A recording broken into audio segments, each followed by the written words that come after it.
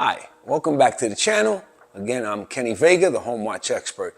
Today we're going to talk about my favorite subject, me, how I got into this business, what I did before. No, seriously, I was born and raised in Brooklyn, New York. You know where all the Puerto Ricans are at? Whoa, que calor, que calor, que calor, que calor, oh, oh. Okay, yeah, it was a great neighborhood. But now I live in Naples, Florida. And how I got here is the journey we're going to talk about. Things that I learned in the furniture industry, which was to keep your word, do what you say you're going to do, which is called integrity. And that same integrity I brought into the Homewatch world. And that's why I'm able to be successful in this, because I do what I say I'm going to do. And that's real easy. Now, how I got into Homewatch was I bought a home here in Naples in 2003. 2004 we closed. So between 2004 and 2005, when I finally moved full-time, I had somebody watch the house, which was one of the neighbors. Today in the industry, I know it's called a hobby watcher, right? He was not professional. He didn't report to me, but nevertheless, he did what he had to. You know, he'd come in, flush the toilets, but I didn't know when he came in, if he came in, or what. All I know, the house was okay when I got back. But that's fine. Then when I moved 2005, I opened a store in Naples, Florida in 2010. But for 5 years or so, I traveled back and forth to New York. I would leave here Wednesday morning and come back Friday night. That's when JetBlue was affordable, you know, so the business can absorb the expense. So in 2010, I got tired of flying back and forth. I got rid of the store in New York. And I came here and stood full-time in working a business. And I opened up a store here. And here is when I heard the actual terminology, Homewatch. My customers would leave, right, because they're considered snowbirds. Snowbirds are people who live here half the time here and half the time up north. You know, they fly down for the winter to avoid the snow and stuff like that. So I heard from them the term Homewatch. And I was like, what's that? Okay. When they were up north and I was ready to make the delivery on their furniture, their Homewatch person would let me in. So I communicated with their Homewatch guy, called them up and said, hey, I'm gonna do this delivery. And they're like, okay, meet me there. So I was curious. So I went on the delivery with my guys because I wanted to see what this guy did. And when I got there, he just let us in. And then I asked him a few questions. And he gave me a few pointers, what Homewatch is, what he charges, how often he comes, and blah, blah, blah. But, okay, the seed was planted. Now, because of this COVID thing we had, right? I had to close my business. The supply chain dried up. It forced me into early retirement. The decision was made for me, basically. So I retired in 21 of January, and I was miserable because I'm a worker. I'm a guy who likes to stay busy, to be productive. So then the Homewatch term came back. And I went, oh, again, but I didn't know enough about it. So when I Googled it, a bunch of Homewatch companies came up, but also two associations came up. Homewatch Association. I didn't even know that was a thing. So it was two of them.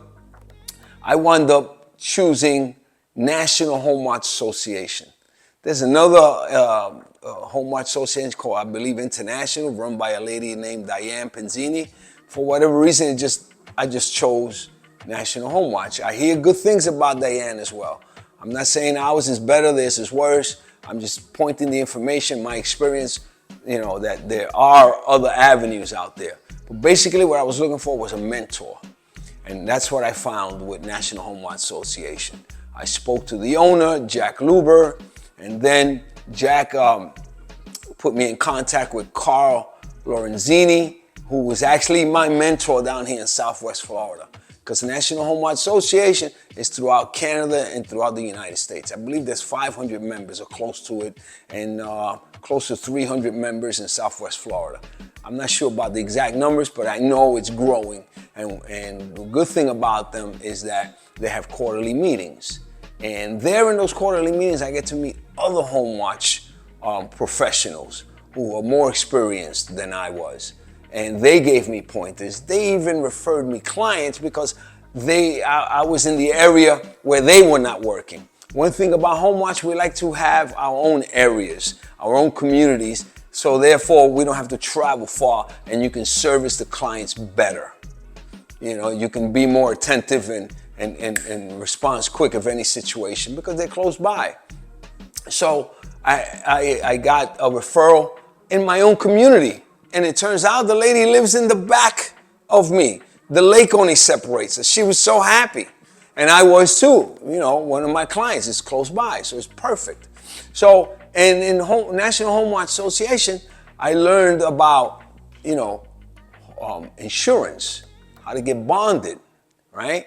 How to be accredited by them, which is all important stuff. And how I did that is because I went through their boot camp. I went through their boot camp and they showed me what to do.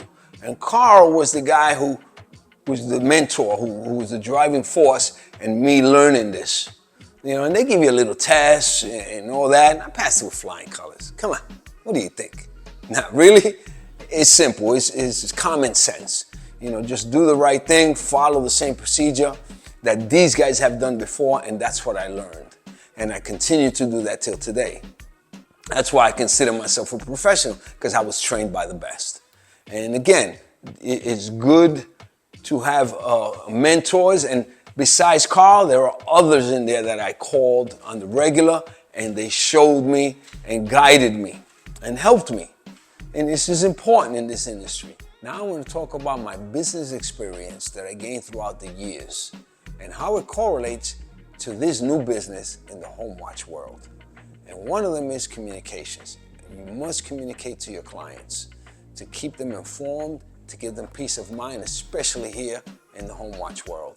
And one of them is the tablet. The tablet is one of my main tools. I send emails out. And second is the phone, where I phone them or text them.